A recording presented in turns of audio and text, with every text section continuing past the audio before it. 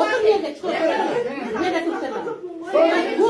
Sen kalkma. Bak git bak. Bak sen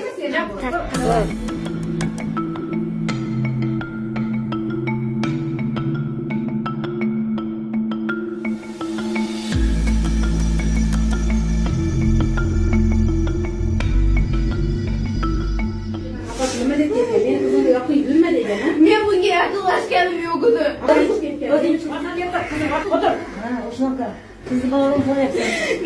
Geçirip konuşmak zorunda.